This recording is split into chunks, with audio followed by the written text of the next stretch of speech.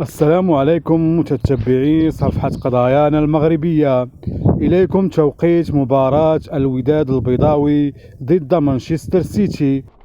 المباراة ستقام بمناسبة كأس العالم للأندية بالولايات المتحدة الأمريكية، حيث ستجرى المباراة يوم الأربعاء 18 يونيو 2025 على الساعة 5 مساء بتوقيت المغرب.